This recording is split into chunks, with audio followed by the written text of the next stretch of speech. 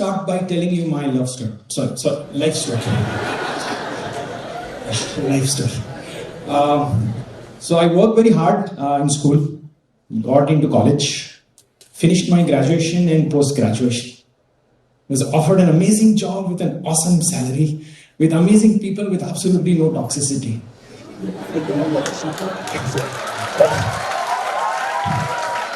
And few months down the job, I had a lot of saving because I honestly had no responsibilities. I decided to buy a car and I wanted to be fast and to have that turbo engine. And it was a little expensive, so I decided to splurge. So I bought that car. And 4 months into my new job, I was given an opportunity to work abroad in London for 4 months to experience the international work culture and earn in pounds.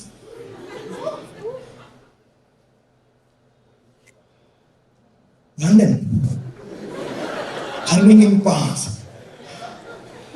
Wait a minute, this is my life story. I'm getting confused with the life story of my cousin who happens to be smarter than me by choosing something other than medicine. Guess what he chose? Engineering, absolutely. Computer engineering to be precise. And he works for Amazon. So let me just tell you my real story. Right? Can I? Right. So after 12th standard, I spent many sleepless nights preparing for what I thought then was the toughest exam of my life, the medical entrance exam. How naive was I? I got into medical school, finished my graduation with all these smart people, because at that time, to get into medicine, we were, in my state, competing with 55 to 60,000 students to get into medical colleges, which only were 1,500 seats. Right. Yeah. And then got in, finished my graduation. And now I was ready to compete with them once again. But they were smart already, and now I'm going to compete with them again to get into post-graduation where the competition was even more fierce. I did got in, but I finished it. And at the tender age of, madam, with all my apologies, and at the tender age of 28 years,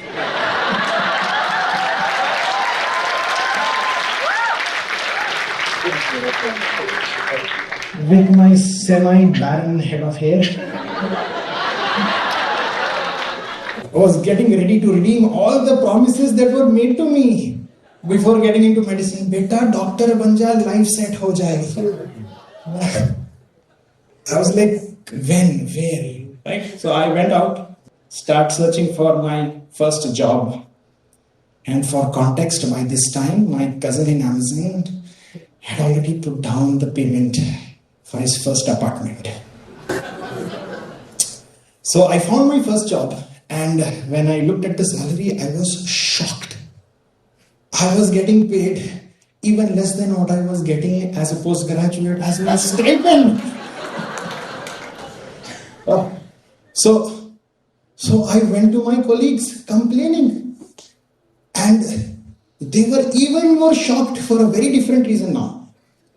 They were shocked that I was getting paid.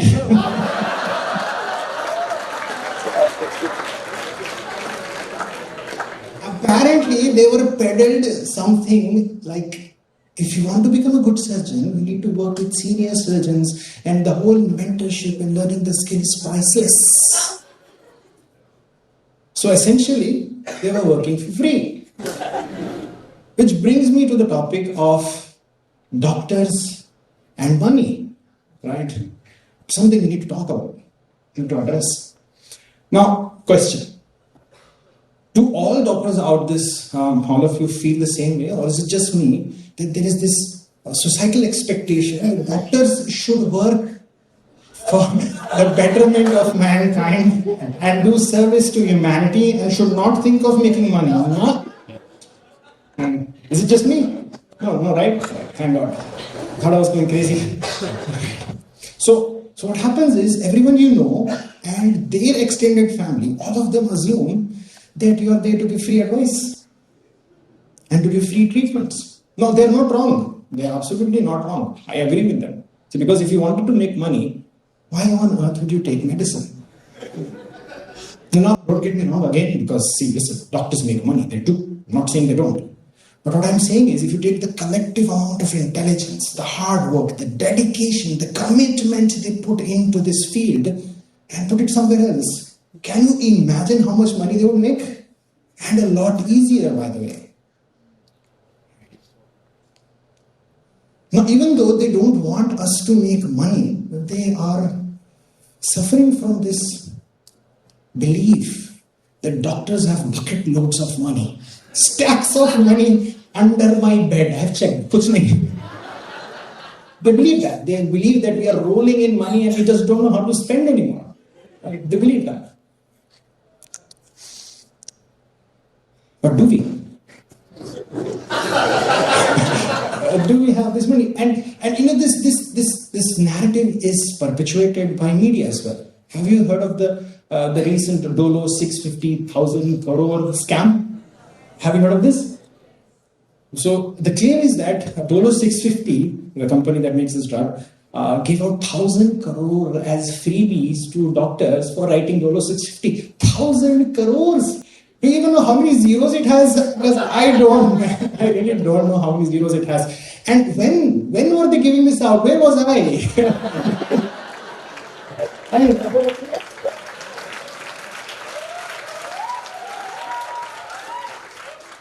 I've been writing Dolo 650 for more than a decade now. I mean, you know, the only thing I got from that company was a strip, a free sample strip. Was missing do goli. Now, I don't know what will happen of this case. The company obviously says that our revenue itself was 350 crores. How can we spend 1,000 crore on marketing something that only God gave us that 350 crores? Anyway, I'm not arguing the case here. Let judges decide them. But what I'm saying is that whatever happens as the outcome of this case, it will never make a headline if this is wrong. Nobody will correct it. And this narrative will build into the heads of the masses. It will. And there are n number of articles and publications pushing out amazing headlines, vilifying doctors, how exorbitant their fees are, their monies in their consultation fees should be capped. Hospitals are getting expensive, healthcare is getting expensive. I don't deny that. Hospitals are getting expensive, healthcare is getting expensive. It's just like any other business. And who's responsible for the success of any business? The customers. You are responsible for the success of this business. The patients are responsible for the success of this business. See, whenever you imagine paying that hefty bill in the corporate hospital, most of you think that the money goes to the pockets of doctors. Kitna bill hua? 6.5 lakh. ये doctor ने तो 10 patient देखा अभी तक. 6.5 lakh into 10.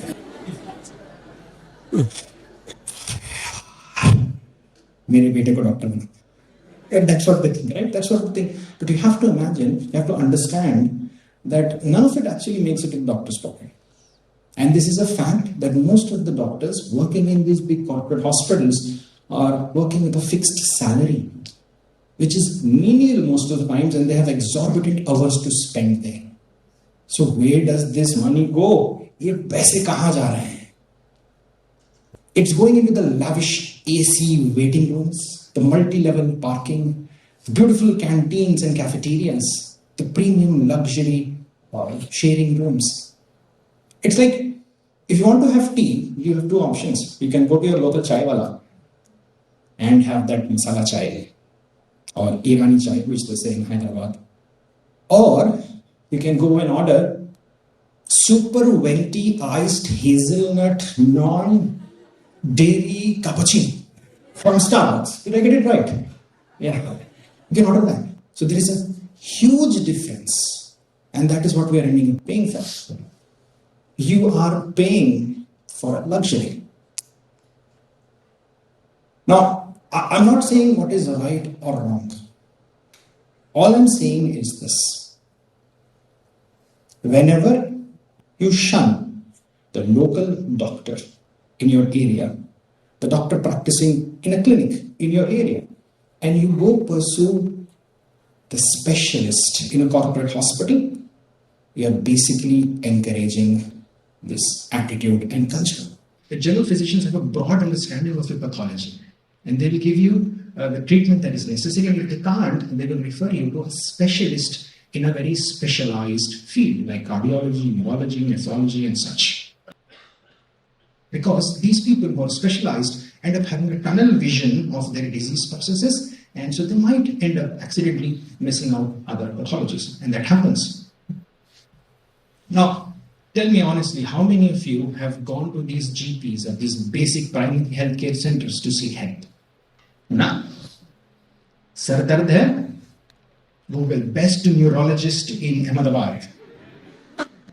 Pet dard hai to best gastroenterologist in Pune. Why? Who has decided that? You have. And because of this, and this brilliant marketing done by corporate hospitals, patients are bamboozled thinking that this is what they need. This is the next best thing for them. This is the person who will salvage them. This is the person who will save them. They don't know whether they actually need him or not. It's like this brand new iPhone is released and everybody wants to go and grab one. I've looked at one marketing poster of a pacemaker, and it had so much technology in it. I was like, एक लगा लेता हूँ, बहुत बढ़िया है यार. Magnet से भी disturb नहीं होता. You get that feeling. You get that feeling. Now, I'm not saying that seeking treatment in corporate hospitals is wrong. No, absolutely not. They give you world-class treatment. I have worked in corporate sector for more than half a decade. But you have to ask the question, do you need it? Do you really know what you're paying for? Is it necessary for you to go to such an expensive place? And is it the right doctor for you and for your problem? Which begs the question, who is the right doctor for you? Obviously, I am. So who is the right doctor for you? How do you choose a right doctor for you? See, I believe a right doctor for you is someone who is able to give you time, who is able to patiently listen to all your problems, explain to you very simply in your language what your problem is, and offer you multiple options for treatment, discussing everything all through the way. He's someone who will allow you to ask silly, stupid questions and not mock you or make fun of you when you ask her. I get a call from a friend of mine, Mr. Manish. Name not changed. Because he's been calling me many times. So if he ever watches this video, please stop calling me. So he calls me and he says, मेरे मम्मा की कोई cardiac procedure हो रही है.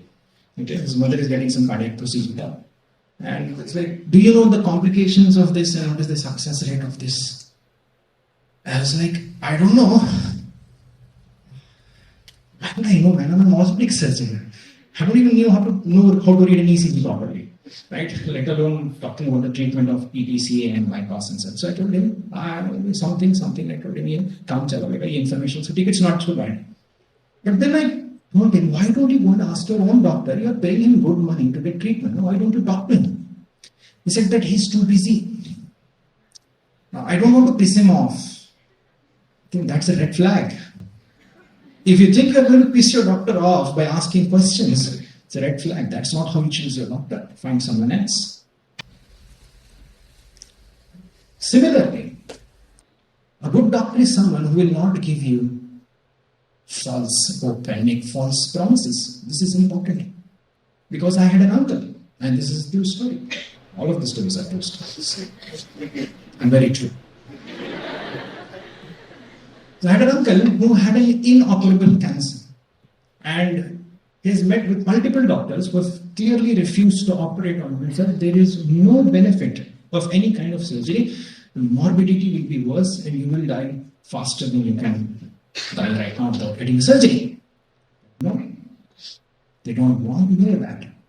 They want to hear hope. So after rummaging through many doctors, they found someone who was exactly telling what they wanted to hear. And this person went under multiple surgery after surgery only to find no success. So that's not a good doctor for you. Now here I want to talk to my doctor friends. Dear doctors, if there is nothing that you can offer to your patient, be brave and tell them there is nothing you can do. Be honest. Be bold. Be true. The problem with doctors is we don't understand patient psychology much, because all of our life we are competing with each other. Busy spending sleepless nights studying. We don't communicate. We don't read the room. We don't understand. We are extremely knowledgeable, but we cannot simplify to explain to the patient. We understand their pain, but we are not empathetic. We assume that the patient doesn't know anything. What will he understand? Please understand this fact and keep it with you forever. The patient may be uneducated, but he's not stupid. You have to dumb it down for him. You have to simplify it for him. It's your job. That's why he's coming to you. Okay? And patients, you should choose your doctors properly. And that is one way of doing it. That's how you choose your doctors properly. Now, with so much problem being a doctor where you're not apparently earning a lot of money and struggling with patients and medical legal cases, why become a doctor? Why become a doctor? What's in it for a doctor? Whatever you call it, whatever you say it, my answer may sound cringy to a lot of you who have not felt it, but I cannot explain what being a doctor is. It can only be felt.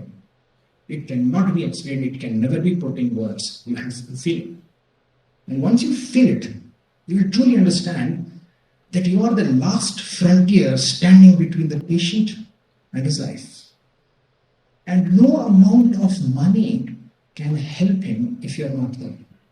And that kind of satisfaction and pleasure can never be replaced with any kind of material thing on the planet.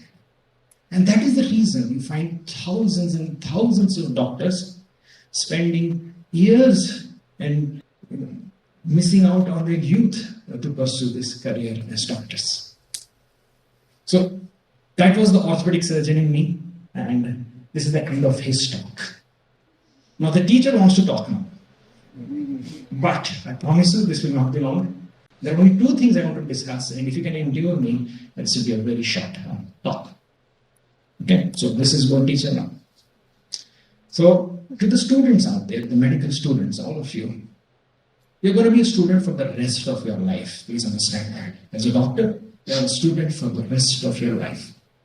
If you wait on celebrating a milestone, you'll have to wait a very, very long time. She has more victories than I do. And she's 2/3 my age. Do the maths. So stop waiting to celebrate. Find opportunities to celebrate. Small victories. Every small victory to celebrate. If you've done well in the class, celebrate. If you've got good marks on the internal exam, celebrate. If you've answered well on the quiz, celebrate. If she said yes, celebrate. If she said no, celebrate.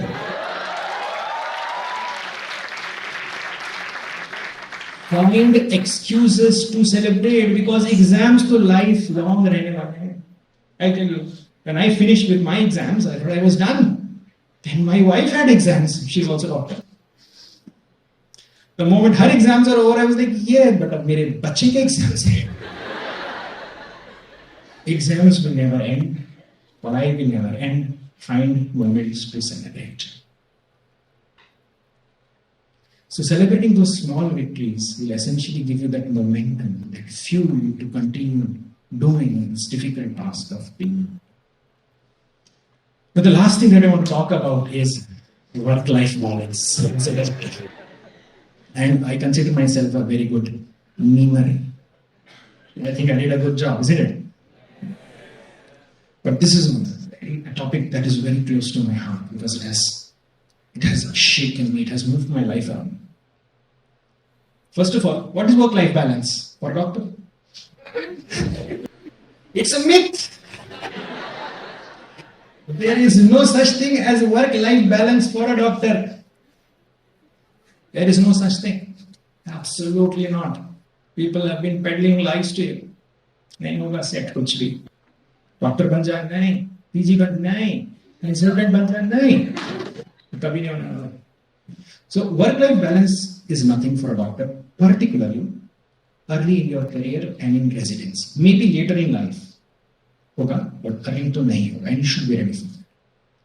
You can never have that perfect work-life balance. You will have times in your life where you will have to focus on things that matter the most then and there. If it's a life-changing career thing, you have to focus on it then and there. Otherwise, you will regret it for the rest of your life. If there is a tragedy in family, you have to pay attention to the family at that moment and forget about your residency, forget about your career. You have to pay full attention to them then and there. There will be compromises and they have to be made. So I get asked me this question. They say, sir, you're a surgeon, you're a teacher, you're a YouTuber, you're a podcaster, you're a social media influencer. So how do you do this? And how are you still married? Valid question. Warrants a story. The last story that I'll tell you. See, right about the time that I started teaching orthopedics on a national level all over the country, it was the same time when my practice started picking up. So practice was picking up, people started believing in me as a surgeon, and classes started picking up, where people started calling me to teach orthopedics to students all over the country. So I had to travel all over the country every weekend. So right around that time, when I was busy struggling as a surgeon and a teacher. So this is in Kerala and that is in Chennai. So there are some roughly around 1,000 students there, some 400 students there. So busy teacher, busy practitioner, and God decided कि हम इसको एक और busyness देते हैं. ये आ गया मेरा first grade. Life was scary. It was a bundle of joy, beautiful. I wanted to spend time with him, but I couldn't. Good thing I couldn't complain. And it doesn't know this yet. So everyone in the family was so confused. I mean, he has a good practice. Why is he traveling every weekend? Why is he running around from pillar to post? Why? Why so much struggle? And you see, what I have realized personally is that unless you come from a family of overachievers, nobody understands truly the struggles to start and sustain career in medicine. Nobody understands that. You have to totally devote yourself in it. I was suffering because of the choice again. I was unable to maintain that life balance, work-life balance. I was suffering as a husband. I was suffering in my life. There had to be something done. So I sat down with her one day and I explained to her what was going on. I told her, listen, Tina, I love you so much, but I want you to understand what I'm saying.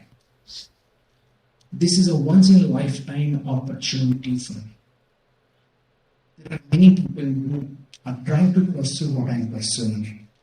And if I don't pursue this right now, it will be a huge disservice to myself and my talents and my future. Let me pursue this. Give me a few years to nail this down. And once I'm done with it, I promise you, I will make it up to you. Rest assured, nothing happened. She did not buy it. She was extremely furious and angry. And I'm being very honest with you. It took me many such conversations, many such difficult conversations to make her believe in me. And she did. Eventually she did. I was patient about it, but she did. She not only believed me, she started believing in me. And that is an amazing feeling. Trust me, it's like someone who's a cheerleader rooting for your success by your side. I remember I used to finish my theatre on a Friday night and come back rushing home, grab my bag to go to the airport to fly again for a class on the weekend. She would keep the bags ready and wait with a cup of tea at the door for me. It was amazing. All the pain, the sweat, the emotional, atyachar, everything was gone. I had a partner who was rooting for my success. So why am I telling you this story? I'm telling you this story for a very important reason. And the reason is, get your family on board your struggles. Don't fight it alone, because they will never understand what's going on. You seem to be studying for hours and hours without getting any success. That's the life of a doctor. You have to tell them, Daddy, I'm appearing for an exam. With 2 lakh doctors are competing for 15,000 seats, and I need to put in that extra hard effort. And then only he will understand why and what you're doing. And in life, there is no 50-50 work-life balance. There is no 8-8-8, 8 hours of soya, 8 hours काम पे गया, 8 hours घर पे रहो. There is no such thing. We have to focus temporarily on the things that matter at hand, and once they are sorted, you have to move on to the next phase of your life. And if you consistently keep on doing that, eventually you will find the perfect life balance. And so today I can. Although relatively, I will not say that I can. I am relatively flexible with my time, and I'm so blessed like that. And that is the message I want to give all of these young doctors for the future that you have in store for you. And that is how to enter the work-life balance. I would like to sincerely thank all of you for patiently listening to me. I would like to thank TED and TEDx for giving me this platform to speak. And I want to thank my fellow speakers for listening to me and for giving an amazing talk. I would like to thank my students here as well as all over the country. And I wish you all the best.